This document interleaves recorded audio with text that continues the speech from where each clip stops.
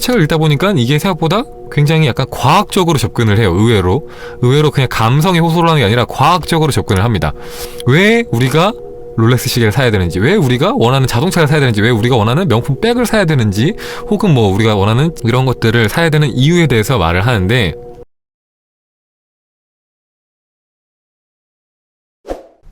자, 반갑습니다 여러분들. 자, 포밀리 하이입니다. 반갑습니다. 바로 그러면 시작을 또 해보도록 할게요 여러분들.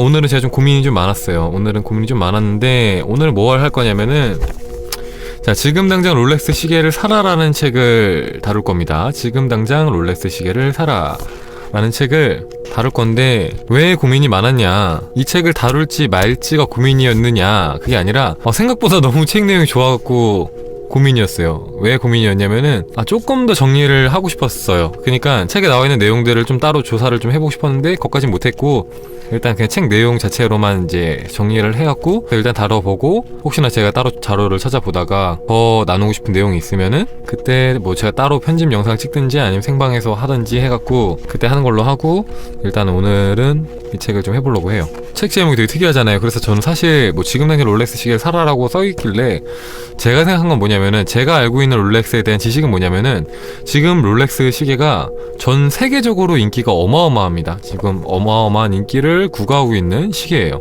포라클 채널은 여성분들이 많잖아요. 여성분들이 많고 마음 공부를 하시는 분들이 많아서 사실 이런 사치제나 명품에 관심이 없는 분들이 많을 수 있다고 생각을 해요. 그렇지만 좀 설명을 드리면은, 여성의 상품이라고 봤을 때는 에르메스의 버킨백처럼 인기가 굉장히 많은 게 지금 롤렉스 시계예요. 그래서 돈이 있어도 못 산다고 하죠. 지금 저도 롤렉스 시계를 구하려고 한 2달 정도 롤렉스 매장에 진짜 한 30번도 넘게 갔을 거예요. 한 3, 40번 정도 갔는데 갈 때마다 시계가 없어서 못 샀거든요.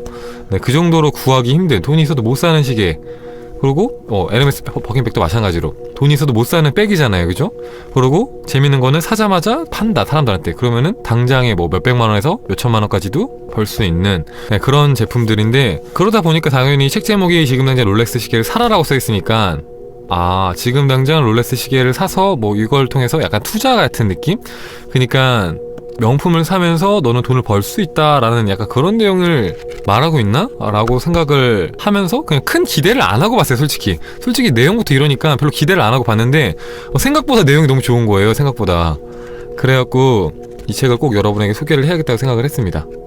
자, 그래서 오늘도 이거를 한번 해보도록 하겠습니다. 자, 일단 저자는 굉장히 이력이 특이합니다. 이력이 굉장히 특이한 게, 이 저자는 23살 때 사냥을 시작을 했어요. 사냥. 남들이 안 하는 취미잖아요. 사냥이라는 취미를 갖고 있었습니다. 근데 그 사냥을 하려면은 당연히 총이 있어야 되잖아요, 그죠? 근데 총이 굉장히 고가예요. 그래서 총을 한 자루를 사려면은 아무리 싼 총을 구하려고 해도, 그 사람이 그 당시에 편의점 알바를 했는데, 편의점 알바를 했을 때 3개월치 월급을 그대로 써야지 제일 저렴한 총을 하나 살 수가 있었대요. 그래서 그때 그렇게 총을 사서 그렇게 취미 활동을 시작했어요. 그 다음에는 돈을 모아서 또 몇 개월치 월급을 모아서 롤렉스 시계를 사고, 그 다음에는 계속해서 돈을 모아서 차를 삽니다. 이 사람이 맨 처음에 샀던 차는 폭스바겐 비틀, 그 되게 귀여운 차 있거든요. 이렇게 동글동글하게 생겨갖고 약간 무당벌레같이 생긴 차가 있는데, 그 차가 일본에서 굉장히 인기가 있었대요, 그 당시에는. 그래서 그 차를 사고, 그 다음에 또 다른 슈퍼카를 사고, 그리고 또 다른 외제차를 사고, 또 다른 차를 사고 해서 20대 때 차에 쓴 돈만 몇 억이 넘을 정도로 그렇게 소비를 하면서 지내온 거예요. 계속해서 소비를 합니다. 이 저자는 계속해서 소비를 하면서 나아가요. 그냥 뭔가를 하나 사는 데서 끝나는 게 아니라, 차를 사면 또 그 다음 차를 사고, 그 다음 차를 사고, 뭐 시계를 사면은 그 다음 시계를 사고, 또 그 다음 시계를 사고, 그런 식으로 계속해서 소비를 합니다. 그래서 나중에는 어떤 별장을 갖는다거나, 굉장히 크고 멋진 별장들을 산다거나, 아니면은 요트를 타면서 여유롭게 생활을 즐긴다거나, 그런 생활도 합니다. 그 정도로 어마어마한 자산가가 돼요. 근데 이런 자산가가 하는 핵심 원리는 뭐냐? 자, 책 제목이 써있죠. 지금 당장 롤렉스 시계를 사라잖아요. 이 책에서 말하고 있는 핵심 가치는 뭐냐면은, 당신이 원하는 것, 간절히 바라는 것을 사라는 겁니다. 당신의 간절한 욕망, 열망을 따라가라고 해요. 근데 이게 재밌는 게 그냥 무작정 사라고 하는 게 아니에요. 이렇게만 말을 하면은 중간이 근데 제가 만약에 그러면 제가 갖고 싶은 그런 명품들을 막 사재기를 해요. 그럼 제가 능력도 안 되는데 그렇게 사갖고 가난에 허덕이지 않을까요? 네, 이렇게 말을 할 수 있잖아요. 저도 그런 생각을 조금 했었는데 책을 읽다 보니까 이게 생각보다 굉장히 약간 과학적으로 접근을 해요. 의외로 그냥 감성에 호소를 하는 게 아니라 과학적으로 접근을 합니다. 왜 우리가 롤렉스 시계를 사야 되는지, 왜 우리가 원하는 자동차를 사야 되는지, 왜 우리가 원하는 명품 백을 사야 되는지, 이런 것들을 사야 되는 이유에 대해서 말을 하는데, 그 이유에 대해서 이제 과학적으로 접근하기 전에 이 저자의 문장 중에서 인상 깊었던 문장을 하나 읽어드리면은, 부자가 되었기 때문에 고급 자동차를 가지고 싶어진 게 아니라 고급 자동차를 타고 싶었기 때문에 비로소 그것을 살 수 있는 부자가 된 것이다 라고 이렇게 저자는 말을 합니다. 저자가 공부를 되게 많이 했어요. 되게 늦은 나이에 공부를 시작해서 60인가? 그렇죠? 60세에 공부를 시작해서 MBA를 따기도 하고 막 그런 정도로 굉장히 열정이 넘치는 삶을 사시는 분인데, 이분이 말을 하는 그 내용을 보면은 인간의 뇌는 가지고 싶다라고 생각한 대상을 우리가 가질 수 있도록 체계화가 되어 있다고 합니다. 그래서 뇌 속에는 1초에 3억 번 정도 일어나는 신체의 화학 반응을 조절해서 생체 기능을 주관하는 자율신경계라는 부분이 있는데, 그 중에서도 대뇌 변연계에서 자동 목적 달성 장치를 내장하고 있다고 합니다. 자동 목적 달성 장치요. 우리가 무언가를 이렇게 딱 목적을 딱 정하면은 그것을 자동으로 달성하게 해주는 장치가 있다는 거예요. 이거를 우리가 어디서 확인할 수가 있냐? 우리가 이제 막 출근할 때 있잖아요. 출근할 때, 뭐 학교를 갈 때 우리가 어떤 길로 어떻게 가야지 하고 생각하지 않잖아요. 그죠? 우리는 그냥 자동으로 갑니다. 그냥 집 밖에 나서는 순간 그냥 자연스럽게 가장 최적의 경로로 가요. 가장 빠르게 회사에 갈 수 있는 길, 가장 빠르게 학교에 갈 수 있는 길로 우리는 알아서 갑니다. 우리가 어떻게 학교에 갔는지 회사에 갔는지 몰라요. 내가 몇 번 버스를 타고 어딜 가서 어떻게 해서 어디 가야겠다 이렇게 생각하지 않는단 말이에요. 그냥 자동으로 가요. 그런 이치라는 거예요. 자동 목적 달성 장치에다가 우리가 이렇게 프로그램을 기입을 해놓으면은 거기에 맞춰서 알아서 이렇게 간다는 겁니다. 그러니까 이 경우에는 출근을 하겠다라는 목적을 입력을 하면은 잠재의식에 의해서 저절로 목적에 맞는 행동을 하게 된다라는 거예요. 그런데 그러면은 사람들이 부자를 원하지만 부자가 되지 못하는 이유는 뭘까요? 이 말대로라면은 우리가 부자가 되고 싶어라는 것을 자동 목적 달성 시스템에다가 이게 입력을 하면은 부자가 되게 해야 되는데, 왜 우리는 부자가 되지 못하는 걸까요? 무엇 때문에? 그 이유는 우리가 부자가 되고 싶다라는 욕망이 거짓 욕망이기 때문이다. 이렇게 말을 합니다. 그것은 거짓 욕망이다. 자, 보통 사람들이 부자가 되고 싶다라고 생각할 때는 이런 생각을 밑에 깔고 있습니다. 나는 부자가 돼서 조금 더 여유로운 그런 쾌적한 생활을 하고 싶어. 나는 부자가 돼서 약간 사회적으로 신분이 상승하고 싶어. 내가 부자가 되면 사람들이 나를 부러워하겠지? 약간 이런 막연한 기대감이 깔려 있어요. 근데 이런 욕구로는 조금도 우리가 즐거워지지 않는다는 거예요. 그런 욕구로는 우리가 자율신경계를 자극할 수가 없다는 거예요. 그래서 자율신경계를 자극해서 우리가 자동 목적 달성 시스템에다가 우리가 원하는 목적을 전달을 해야 되는데 그렇게 입력이 안 된다는 거예요. 전달이 안 된다는 겁니다. 그 정도로는 우리의 뇌가 그것이 필요하다라고 인정을 해주지 않기 때문이죠. 그러면은 뭐 어떻게 해야 될까요? 어떻게 하면은 우리가 이 자동 목적 달성 시스템한테 입력을 할 수가 있을까요? 내가 원하는 건 이거야 라고.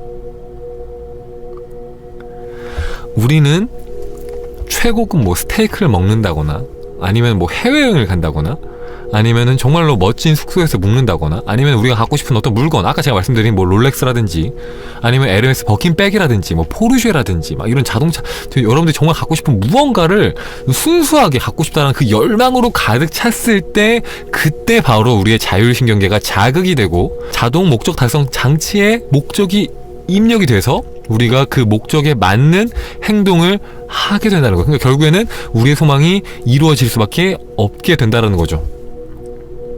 인간이라는 종족이 탄생하기 훨씬 이전부터 발달되어 온 낡은 뇌 중에서도 가장 원시적인 부분을 사람들은 파충류 뇌라고 부른다고 합니다. 자, 인간의 뇌에서 파충류의 뇌에 해당하는 부분은 뇌하수체라고 불리는 자율신경계의 중추를 가리키는데, 이곳의 역할은 생명유지입니다. 우리가 과학 시간에 배우잖아요, 그죠? 뇌하수체라고. 자, 여기에 역할은 생명 유지입니다. 이 파충류 뇌의 역할은 어디까지나 우리의 인간, 우리 삶이 쾌적하게 살아간다는 목적을 달성하게 하는 거예요. 그러니까 한마디로 우리가 편안하게, 즐겁게, 안락하게 살아갈 수 있게 이끄는 게 이 뇌의 역할이라는 거예요. 그래서 우리는 막 당장 막 굶어 죽게 생겼어요. 우리가 막 3일, 4일 막 굶어 죽게 생겼습니다. 그러면은 아무리 매력적인, 아까 여기 보면은 여러분들 채팅 친거 보면은 연애가 너무 하고 싶어요, 뭐 여자를 사귀고 싶어요, 이렇게 막 써주신 분들이 있었는데, 우리가 너무 막 배고파요. 막 3일을 굶었어요. 그래서 막 굶어 죽게 생겼어. 막 먹을 것만 생각이 잔뜩이다. 그럴 때 우리 눈앞에 정말 매력적인 이성이 있어요. 그러면은 우리는 그 이성한테 뭔가 매력을 어필하기 위해서 애쓰지 않습니다. 그것보다는 밥을 먹고 싶다. 어떻게 하면 내가 밥을 먹을 수 있을까? 너무 배고파. 이런 생각을 해요. 당장 살아야 되니까. 그것이 우리를 조금 더 쾌적하게 해줄 수 있으니까. 지금 우리한테는 이성보다는 밥이 더 우리를 쾌적하게 해줄 수 있기 때문에 우리는 밥만 생각하게 됩니다. 이런 원리를 이용해서, 자, 우리가 만약에 무언가를 간절하게 바라면 어떻게 될까요? 무언가를 간절하게 바란다면 우리가 무언가를 너무너무 간절하게 바랍니다. 그러면은 그 바람이 이루어지지 않으면은 우리가 쾌적하게 살아간다는 목적을 이루기가 힘들어요. 그쵸? 왜냐? 내가 너무나 간절한 게 있는데 그게 이루어지지 않으니까 계속 내 삶에 불만이 쌓이는 거, 그죠? 이거 갖고 싶은데. 그러므로 뇌의 가장 근원적인 부분이 파충류 뇌도 그러한 바람을 실현하려고 한다는 거예요. 우리가 그 소망을 이룰 수 있도록 도와준다라는 거죠. 우리가 어떤 것을 간절하게 바랄 때. 오늘 편집 영상 혹시 보신 분들이 있을지 모르겠지만 오늘 편집 영상을 보신 분들도 그 내용을 보셨을 거예요. 그쵸? 제가 강렬한 열망이 우리가 소망을 이루는데 반드시 필요하다라고 그렇게 말을 하는 그런 내용이었는데요. 그것에 대한 과학적인 뒷받침이 지금 이 책에 나오는 내용들인 거죠. 그러니까 그동안 어떻게 보면은 과학적인 얘기가 아니라 어떻게 보면 경험에 의한 이야기를 많이 했었잖아요. 이렇게 해서 성공한 사람들이 있다 해서 이런 식으로 얘기를 많이 했다면은 오늘은 약간 과학적으로 접근을 하는 거예요. 근데 사실 이 내용들이 이 책이 처음 나온 게 아니라 어디서 제가 다뤘었지? 어느 책인지 제 책 내용이 지금 기억이 안 나요. 그러니까 사실 재밌는 게 제가 이렇게 방송을 통해서 한번 이렇게 다루고 나면은 제 머릿속에 더 각인이 돼서 다음에도 얘기가 나오는데, 제가 방송을 안 하고, 그러니까 뭐 방송을 하거나 글을 쓰지 않고 그냥 제가 따로 자료만 정리를 하고 잊어버리면은 기억이 잘 안 나더라고요. 그래서 어쨌든 간에 거기에 똑같은 내용이 나와요. 지금 나오는 내용들이랑 똑같은 내용이, 거의 유사한 내용이 나오는데 이번에 이렇게 다루게 됐습니다. 그런 의미에서 우리가 롤렉스 시계를 사라라고 이렇게 제목을 정한 거예요. 지금 당장 롤렉스 시계를 사라. 돈이라는 걸 그냥 버는 것 자체가 우리한테 큰 즐거움을 주지 않습니다. 그쵸? 당연히 돈이 들어오면 좋긴 해요. 근데 사실 돈이 들어왔을 때보다도 더 좋은 거는 우리가 그 돈을 우리가 원하는 곳에 쓸 때예요. 그쵸? 우리가 원하는 곳에다가 즐거운 마음으로 돈을 쓸 때 우리는 굉장히 행복해집니다. 그럼 어떻죠? 우리 뇌에는 돈 쓰는 게 즐거운 일이야. 돈 쓰는 일이 내 삶을 더 쾌적하게 만드는 것이야 라고 프로그래밍이 되는 거예요. 입력이 되는 겁니다. 그러면은 우리의 뇌에 그런 부에 대한 정보들이 계속해서 입력이 되면은 우리의 뇌가 부자가 되기 위한 뇌로 프로그래밍이 됩니다. 돈을 더 많이 벌기 위한 뇌로 프로그래밍이 돼요. 그래서 돈을 벌 수 있는 정보들을 취합하고 우리가 돈을 벌 수 있는 행동을 하게 만들어요. 왜냐? 돈을 썼을 때 나는 즐거움을 얻거든요. 그래서 내가 원하는 곳에다가 돈을 쓰라라고 저자가 말을 하는 겁니다. 나는 그렇게 해서 돈을 벌었다라는 거예요.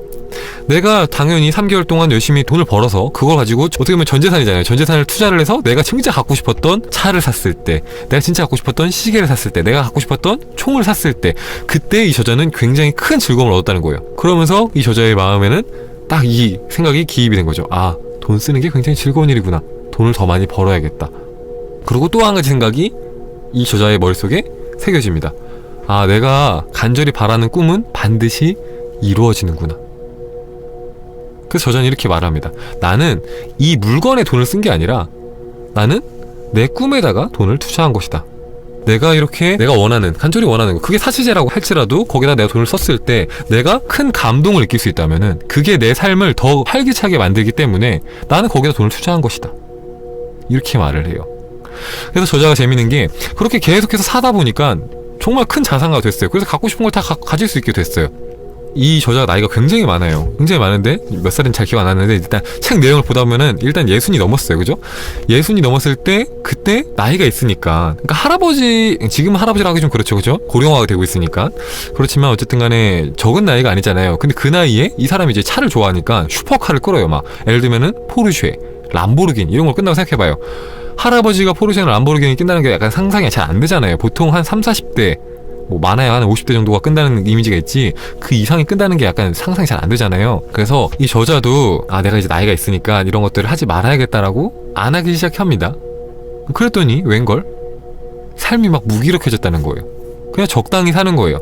적당히 살고 그냥 먹고 싶은 거 적당히 먹고 그냥 하고 싶은 거 적당히 하고 이렇게 사니까 삶이 되게 단조로워지고 약간 평온하고 근데 무미건조하고 재미가 없다라는 거죠. 그래서 의욕이 떨어졌다는 거예요. 그래서 안 되겠다 싶어갖고 다시 자동차 매장에 갔대요. 그래서 거기에 가서 최고급 슈퍼카를 사옵니다. 그러니까 당연히 그때부터 자동차를 막 몰면서 굉장히 큰 즐거움을 느끼죠. 짜릿짜릿한 거예요. 그때부터 다시 의욕이 샘솟아갖고 이 사람이 막 책도 100권을 넘게 썼더라고요. 수많은 책을 집필하고 수많은 강연을 다니고 다시 굉장히 열정 속에 살게 됐다는 거예요. 내가 정말로 간절히 원하는 무언가에다가 돈을 쓰고 거기서 내가 큰 감동을 얻었을 때 그것이 내 삶을 이끌어갈 수 있는 원동력이 된다 라고 계속해서 말을 합니다. 그러면서 그런 말을 해요. 뭐 제가 방송에서 몇 번 다룬 적이 있지만 이런 말을 하는 사람들이 가끔씩 있어요. 춘카님, 돈이 없어도 행복할 수 있어요. 돈은 행복의 인생의 전부가 아니에요. 돈을 추구하는 건 좋지 않아요. 내면을 가꾸는데 더 힘을 써야 돼요. 춘카님, 이렇게 말씀하시는 분들이 있는데 그건 정말 잘못된 생각이라고 제가 분명히 말씀드렸죠. 여러분들, 무언가를 배척하는 생각은 항상 옳지 않습니다. 여러분들, 돈을 벌러 가는 마음도 옳고 마음 공부를 하려고 하는 마음도 옳습니다. 왜 두 가지 중에 하나만 추구하시나요? 둘 다 추구하세요. 돈도 버시고 마음 공부도 하세요. 둘 다 하시면 됩니다. 그리고 돈이라는 것에 대해서 안 좋은 인식들을 갖고 있는 분들이 많은데 여러분들, 돈이라는 것은 굉장히 좋은 겁니다. 여러분들, 돈이 있을 때 여러분들은 여러분이 원하는 것을 할 수 있고, 그리고 돈이 있을 때 여러분들은 여러분이 사랑하는 누군가에게 더 많은 것을 베풀 수가 있고 더 많은 도움을 줄 수가 있어요. 그게 내 가족이 될 수도 있고 내 주변 지인이 될 수도 있고 그게 아니라 우리나라 국민들이 될 수도 있고 전 세계에 있는 사람들이 될 수도 있습니다. 나와 같이 더불어 사는 더 많은 선행을 하기 위해서 돈이 필요하잖아요. 그죠? 돈이 없는 사람보다 돈이 많은 사람이 더 많은 선행을 할 수가 있잖아요. 그래서 우선은 우리가 이런 돈에 대한 부정적인 인식을 버리는 것에서부터 출발을 해야 됩니다. 돈은 나쁜 거야 라는 인식, 돈을 많이 탐하면 안 돼, 그런 인식을 갖고 있는 분들이 있어요. 돈을 밝히면은 춘카님 죄책감이 들어요. 돈을 밝혀도 되는 건가? 나 너무 돈만 탐하는 건가? 돈에 대한 미련, 욕심을 버리고 마음 공부해야 되는 거 아닐까요? 이렇게 생각하시는 분들이 있는데 돈도 사랑하시고 마음 공부도 같이 하시면 돼요. 돈을 탐하는 거 절대 잘못된 거 아닙니다. 돈을 밝히는 것보다 돈을 어떻게 쓰는지가 더 중요합니다. 여러분들이 돈에 욕심을 내는 것은 절대 잘못된 게 아니에요. 근데 잘못된 건 뭐냐면은 잘못된 방향에다가 돈을 쓰는 건 잘못될 수 있죠. 근데 여러분을 기쁘게 하는 일에다 돈을 쓰는 것은 언제나 옳습니다. 여러분을 기쁘게 하는 일. 저는 오늘도 제가 기뻐할 만한 일에다 돈을 썼어요. 뭐냐면은 여러분들을 위한 책을 사는데 돈을 썼습니다. 너무 기분 좋은 게 이 책이 있잖아요. 이 책도 절판이 됐어요. 여러분들, 절판이 돼갖고 중고로 검색을 해보니까 8만원에 거래가 되고 있더라고요. 8만원에 실제로 사는 사람들이 있고 8만원에 살고 있는 사람들도 있고, 그거를 제가 이제 따로 이렇게 주문 제작을 해서 파시는 분이 있더라고요. 그래서 그분한테 지금 남은 책들 다 달라고, 제가 다 살 거라고, 구독자분들한테 나눠주고 싶다고 이렇게 말씀을 드리고 구매했는데 굉장히 저렴한 가격에 샀어요. 싸게 사서 기분 좋기도 하고, 그리고 그거를 이제 여러분한테 나눠드릴 생각을 하니까 또 기분 좋더라고요. 그쵸? 검색했더니 절판이고 표지도 다르죠? 원래 원본 책은 약간 빨간색입니다. 새빨간색인데 지금 이거는 주문 제작하신 거라고 하더라고요, 그분이. 어쨌든 간에 이어서 설명을 하면은 저자가 또 하는 말은 뭐냐면은 여러분들이 부자가 되고 싶다면은